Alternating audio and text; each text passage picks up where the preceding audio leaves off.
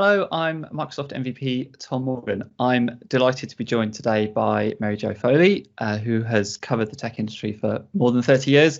Nothing happens at Microsoft without her hearing about it.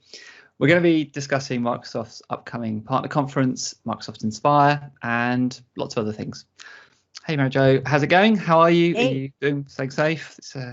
Yeah, I know. It feels like forever since, like a lifetime has happened since I last talked to you, which was just a year ago, right? But yeah, everything's good. Inspire. Yeah, we were in person. We were I having a know. drink. Like we were talking. Exactly. So much Yep. has happened. I know. It's I know. completely changed. And it's interesting actually because in that time we've had Build as well. That was really Microsoft's first digital only conference since this whole thing kicked off, and it happened I suppose relatively quickly on that kind of cadence of organizing massive events. Did you go to Build? Like, did you attend virtually? Did you do sessions? Like, what was how do you think that went as a kind of process of running, online? Does it worry you that Inspire is going to be the same, or are you kind of confident they can pull it off? And yeah, well, I don't think they had a choice. I think they're making the best of a tough situation, both with Build and Inspire and later with Ignite. Like, there's no way we could all meet in person. So this is the next best thing. And I was very impressed by Build. Like, I was worried about so many people being on the streams at the same time and if it could hold up and how people would kind of interact, since they're not there in person. But it wasn't perfect, but I really was impressed with how well the whole thing went off. And I thought there were a lot of really big and good news announcements. And I thought it was probably the next best thing to being there. Yeah. Yes. Yeah. I suppose we focus on the technology, but Microsoft's a technology company. They can solve this stuff. It's true. It's true. So for Inspire, Inspire's a partner conference. It's a very networking conference, isn't it? I think we know the technology is going to be all right, but there's a few things that I wonder about. So it's because it's online open. It's open to everyone. There's no cost this year, so anybody can go to Inspire. Whereas previously there was a bit of an entry because there's a cost, right? So you'd go if you thought there was value. Do you think that would change things this year and how it's perceived? Like, will it still be the place where connections are made? I know. That's the hardest part of virtual events, is making it feel like it's a place you can connect and network. Because even if you have private chat rooms or AMAs, right, it still is not the same as being there. And Inspire is an interesting event because I was allowed to go for years, but there were certain places at Inspire I wasn't allowed to go. There were a lot of closed door meetings for partners only. I think I only succeeded in sneaking into one of those one time. But, they wanted to present information to partners that was NDA basically, right? Because they're giving them their marching orders to help them sell for the next fiscal year. So if that's kind of the value of Inspire, how do you recreate that when, like you said, anybody can come? I mean, there must going to be private areas, private separate chat areas where we, the general public, don't see it. We're not allowed in. That's my guess. Because otherwise the partners know a lot of what's announced at Inspire. It's become more of almost like an educational event, like a place to catch up on things that you might not be as current with as you'd like to be. So it's not as much of a news event, say, as Build or Ignite. It's more of an educational event plus networking. So that's going to be a lot more challenging, I think, to see if partners attend, quote unquote, and if they find value in it. Yes, yeah. Like, I don't think Microsoft really shared any information out of how they thought Microsoft Ignite went. But so it's all anecdotal. But yeah, you're right. It's really interesting to see. I imagine the drop off is a lot greater throughout the week. There's a big challenge with attending virtually as well, because I don't know, but for me, like, I don't take the time off work, right? You're still trying to do everything else, right? So you kind of play second fiddle in a way that if you're there in person, you have the time blocked. Everybody knows that's where you are. Exactly. The one good thing they did with Build, and they're doing again with Inspire, is they're holding sessions in different time zones and repeating sessions, which I think is really smart, because if you just have the sessions run one time and you're only doing it on Pacific time, say, there's a lot of people in the rest of the world who either have to get up in the middle of the night to watch that or have to wait for the sessions to come out so they can watch it on demand. And sometimes that's not the same, right? As being there, being able to ask questions if they open it up to live questions. So I think it's good that they kind of have this ongoing rotating type time slot thing happening. Yeah, that makes sense. Yeah, it's kind of interesting to me at all, like that Microsoft have a whole conference dedicated to partners. Like they've got Build, they've got Ignite, they've got the others. Like, but to have a whole kind of partner focused conference, it's interesting. But then, like, I don't spend like, I'm more technical than the kind of partner side, but like digging into the different types of partners, there's the ones that come like most traditionally to like hardware partners come like to the forefront of my mind of obviously Microsoft needs those, but then Microsoft also has their Surface line, which is evolving, and then they've kind of recently announced that they're going to close most of their physical stores, I want to say. If you're a hardware partner, are you feeling like this is a good year, or is like what do you think their take is for those folks? I think it's probably a mixed take. There are a lot of Microsoft OEM partners who hated that Microsoft built its own PC line, and they still hate it. So they might be doing a little happy dance in the background, but they don't want Microsoft to know, like, yay, they're closing the retail stores, right? But, Microsoft did use those retail stores to showcase third-party hardware too. Like when you went into the Microsoft store in New York, the big flagship store, right front and center was tons of Dell hardware and HP hardware and Lenovo hardware. So, it was one more retail outlet for these companies. So it might be a mixed bag for them. They might be kind of happy that it gives Microsoft less of a direct venue to touch consumers, but it's also affecting them if they were using those stores to either, have customer meetings in or say to people, hey, if you want to see our latest hardware, go to your Microsoft store near you and you can see the new hardware. Because right now, I know most people consumers buy their hardware online, but there's nothing that lets you kind of go out and kick the tires anymore, right?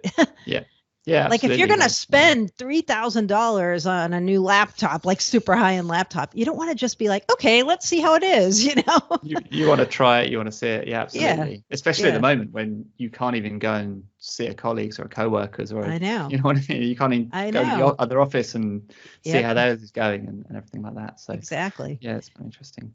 Yeah. So related to that, actually, there's a story you wrote this morning, actually, just a few hours ago, around kind of an Azure powered cloud PC surface. That's really interesting, actually. I agree. I'm like, wow. So I feel like for decades we've been saying, one day you'll be able to carry around a thin client and you'll be able to have all your apps and your security and even Windows maybe virtualized and just kind of beam down to you, right? And I'm like, yeah, one day maybe, but it looks like Microsoft's going to try to make this happen next year. Like it's not just like someday. It's spring 2021 is their target for this first iteration of what is right now being called Cloud PC. And I guess it makes sense because they've got Windows Virtual Desktop and that's going really well for them as far as helping people work from home. So this will be like one more layer on top of that from what I'm hearing from my contacts. It'll be a way to use Windows Virtual Desktop, but have your entire desktop experience virtualized and managed and secured by Microsoft, and you as a customer pay a flat monthly fee. I don't know what the monthly fee is going to be. It's almost like that Microsoft managed desktop service that they have for very high-end enterprises, except everything is virtualized and you pay like you do for Office 365, like a subscription fee. So wow, like that's very different, right? And it's not going to be the only way you can get Windows. I mean, they're still going to sell Windows PCs with Windows locally installed, and you can still buy Office as a separate set of apps that you download onto a physical device. That's not going to go away anytime soon. But this is kind of the step everybody's been thinking would happen one day, Windows as a subscription service. Yeah, that's really interesting. Yeah. I'm going to mention something that I should have researched before, but I've literally only just thought about it. This could go one of two ways because I may have got the wrong end of the stick. So a while ago, something happened, either an acquisition or they stopped working on some low latency game stuff, and those people got moved into the Microsoft Teams team. Oh, and yeah. you remember? Can you remember what it is? Yeah, Like, and I was so just thinking, like, low latency, like remote yeah, access, thin yep, client, like. yeah, exactly. So the Mixer team that they're That's it. shutting Yeah. down, right? Thank you. And Yeah. they took the employees who were working on that, not all of them, but many of them, and they moved them into teams because they said, you know what, they've got some really excellent low latency technology. And I'm like, huh, interesting, right? So Yeah. yeah, So we this when all we kind think of fits Windows, together, right? we think Yeah. Windows thin client, but actually, like, as the other thing that Microsoft pushed more and more is Teams as the hub, right? Yep. Teams is your Right. iOS for work. So, like, be interesting. Be interesting if when they come out, it's actually like, is it Windows? Is it just Teams, like on a really thin layer? Who knows? We'll have to see. I know. Yeah. What does it look like when you start it up? Like, will you see Teams as like the first experience? Maybe, right? That kind of makes sense. Does, doesn't it? Interesting. We'll see. Yeah. I mean, it's all part of how they're thinking about with Windows 10X and this new cloud PC service, how they're thinking about trying to take on Chrome OS. I mean, we've heard so many years, Microsoft needs a Chrome OS compete strategy, especially in the education market. And I think this is all the pieces are starting to fit together, and this is how they're going to try to do this. Yeah, it's really interesting. So hardware is one place, definitely kind of thought about. Consulting is kind of the other one, and those kind of consultancy services. Couple of weeks ago, I want to say there was a reorg. Microsoft Consulting Services is like as a new kind of enterprise, like a new org inside the company, moving some more people into the customer success unit, which has existed already, but just more and more people. And then I don't know. So I'm just going to read this from the commercial business executive VP, Judson Althoff. Consulting at Microsoft has never been more important, as customers will continue to depend on us to prime their digital transformation efforts and deliver horizontal and vertical solutions that meet their business needs. I think a lot of partners might read that and think that's what we do, right? Exactly. But here's Microsoft saying, like, this is what we do. Like, where does that mix come? Like, this Microsoft doesn't want to say this publicly because still such a big portion of their revenues come from partners. But they're going more and more direct over time. And the way they're going direct is with the very biggest customers, the Walmarts and the Targets and healthcare companies and retail. The reason they want to go direct with these companies is not just because those contracts are super lucrative, but it's also a way for them to get some knowledge transfer with those customers. So if they take the partner out of the equation and they go direct, say to Walmart, they can learn a lot of things that they can then, not the proprietary things, but the basic understanding of things like autonomous vehicles and retail experience and healthcare and pharmacy. They can kind of start building more and more templates and accelerators using this core knowledge. So, Microsoft is never going to say, you know what, we're going to take the big accounts direct and we're going to let you partners do the SMB stuff. They don't want to say that publicly, but if you look at their strategy in the past couple of years, that's kind of what they're doing. And I feel like this new consulting org is proof that that's what they're doing. And I wonder if they're going to address this at Inspire, either publicly, which I doubt, or privately with partners who are like, hey, Microsoft, what are you doing? Right. I think this is going to be a big bone of contention heading into this show. Yeah. Okay, that's interesting. So what, if you were a partner today, where would you be focused? Where would you be putting your efforts? Like, where are the gaps? Yeah. So if you look at where Microsoft's really kind of beating the drum right now, Teams is the obvious one, right? So if you can find any way to add value around Teams or use your Teams expertise to kind of be the Teams partner, that's what I would be focusing heavily on. Ditto with security. I mean, that's the other thing that they just cannot talk enough about. So if you have any core security expertise, add-on technologies that build on top of Microsoft's set of security technologies, I would focus there. And also, if you look at the session list for Inspire this year, Dynamics and Power Platform are huge. So if you're a partner who's been dabbling with Power Platform as a way to extend Dynamics 365 apps, that is another very hot area and one that Microsoft would probably really back your play. If you look at what's not being talked about in Inspire, Windows is not being talked about, and that's not that surprising. So if you're somebody who's built your core business around extending Windows or like just kind of adding bare value on top of Windows PCs, I would say that's something you probably don't want to be doing right now, and you should focus like a level or two up the stack. Okay. Yeah, that makes sense. That's interesting. And if you're a partner, maybe you've never attended Inspire before, but you're going this year because it's online only and it's kind of free in quotes. How should you approach something like Inspire? How do you get the most value? Is it just go to all the sessions, go to the ones that are useful? And I guess the answer is different now versus like in an in-person event. It is. It also depends on the kind of partner you are too, right? Because Inspire deals with, like you said at the beginning of this recording, so many different kinds of partners, right? There are OEM partners who go to Inspire. So they have a whole set of things they're very cued in on.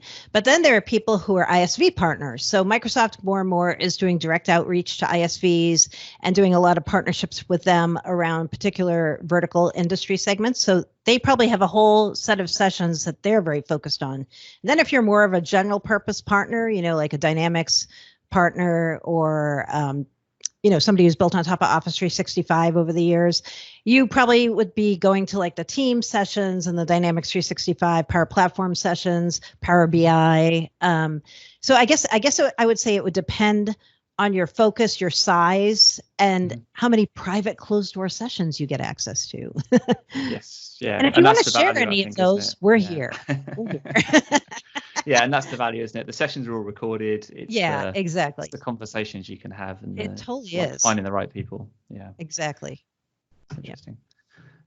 Do you still think there'll be Inspires in 5 years' time as a kind of a partner conference? And I guess the subtext to that is like Microsoft have always needed partners to succeed.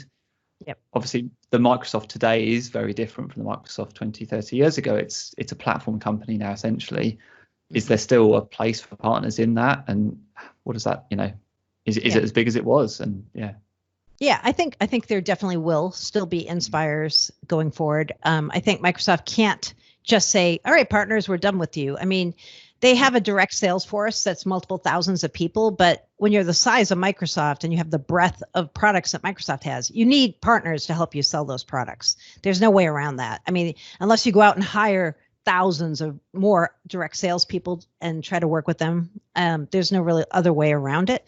So I think there will be Inspires, and I think over time, this isn't revolutionary what I'm saying here, but there'll be more of a focus on the cloud and cloud services. So if you're a partner, I remember, I forget how many years ago this was, but when Steve Ballmer first took the stage and said to partners, you guys can't just keep adding basic value. You've got to go up the stack with us as we go to the cloud. And partners were screaming, kicking and screaming, right? Because it's like, no, I don't want to do that.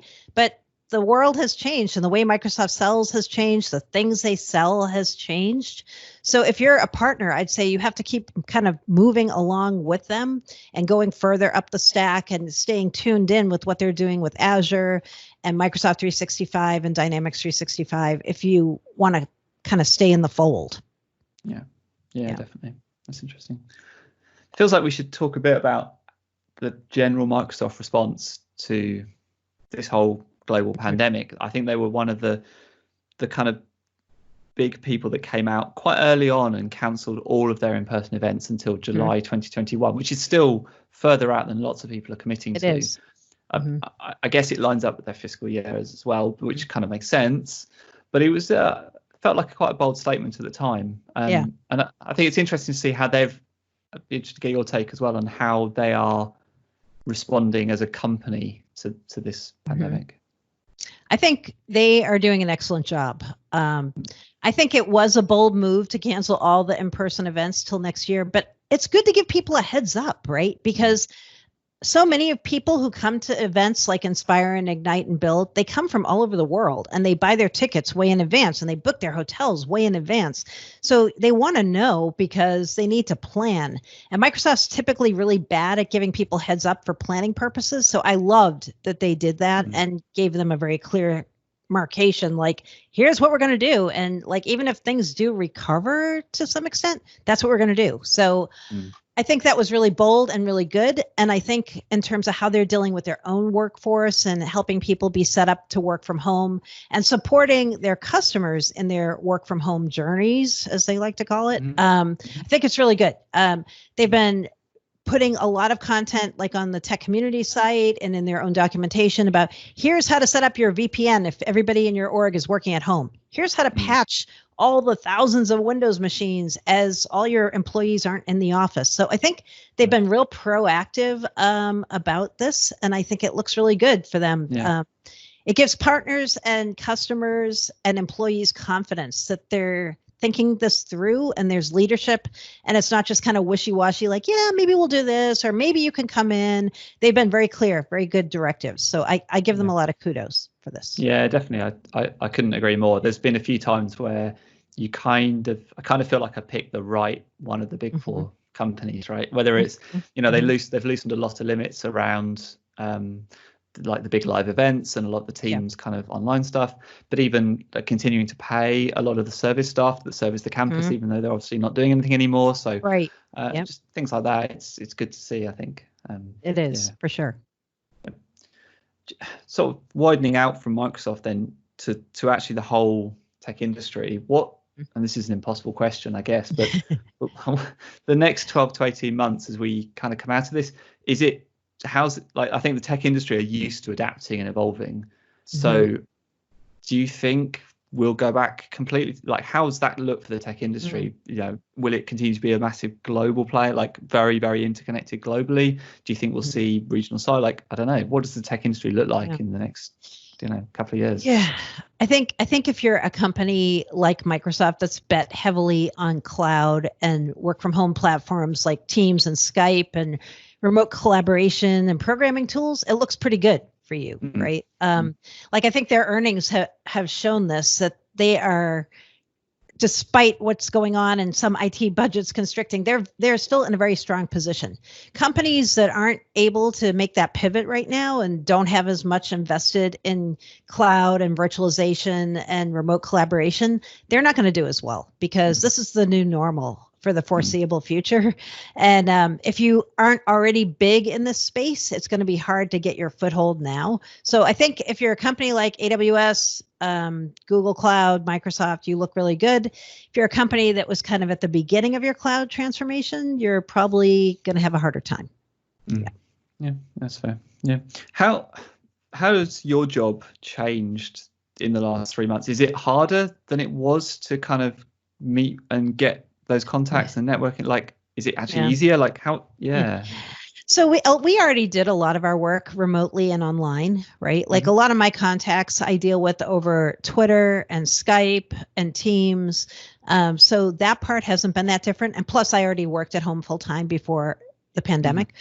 But the part that is different is not going to these big events. And that is where you make a lot of personal connections, both with Microsoft execs, where you get to sit down with them and talk face to face, and your contacts and new contacts you haven't met. It's harder to meet people for the first time virtually, even if you're using a video chat platform. It's just not the same as being there. So yeah, it's different. But luckily we had a strong foundation set up already of working remotely. So that helped. Yeah, definitely. Yeah, makes sense. And so Microsoft's attitude to journalists, to people like you, how has that changed over the years? Is it better than it was? Is it different?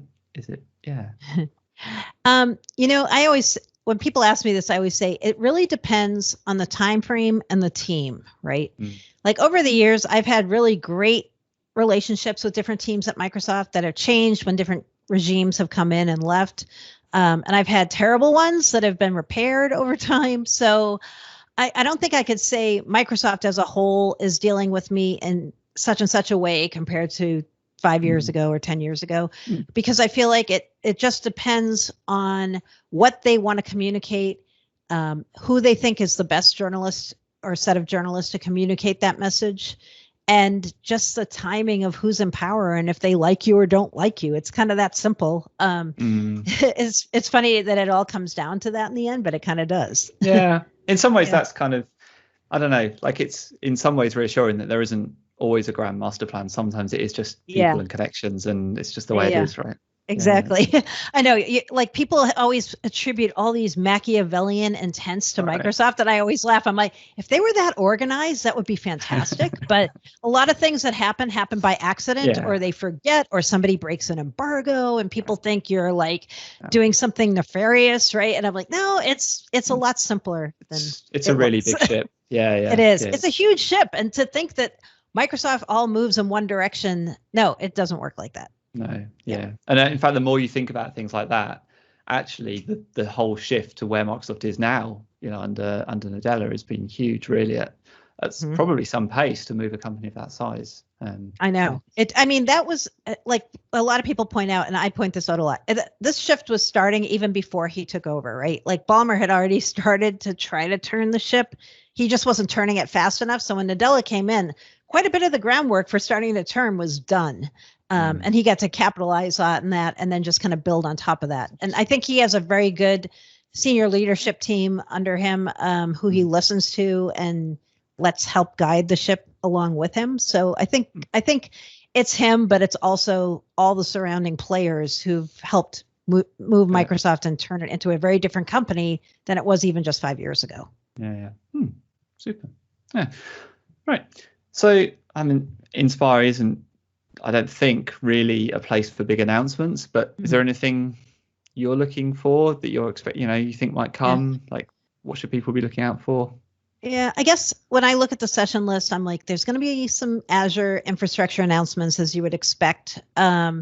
Teams is going to have a big role. Power Platform, Dynamics, all the kind of the usual suspects will have, incremental developments, advances. I think the challenge for Microsoft right now is Ignite's not that far away. It's in September. We're in July. So if you're Microsoft, you're trying to figure out, what do I save up for Ignite, right? And the one announcement I really thought was going to be huge at Inspire, but looking at the session list now, I'm like, nope, I don't think so. I thought Project Cortex was going to be big at this conference, which is Microsoft's whole knowledge management strategy. It's the first new big service they've launched in Microsoft 365 since Teams. And they kept saying it's going to launch in the summer. It's going to launch in the summer. So I'm like, oh, it's going to launch at Inspire, right? But when I look at the session list, I'm like, no, I don't think so. So I guess that's going to be an Ignite thing. And I think that for partners who are looking at kind of what's next beyond Teams, that's something you want to keep a very close eye on. Okay, fascinating. Brilliant. Mary-Jo, thanks ever so much for your time. It's been thank you. It's been really, really interesting, and looking forward to getting to see you again in person. Hopefully next time. But, I agree. Thanks ever so much for your time, though. It's been really interesting. Yeah, you're welcome. Thanks for asking me.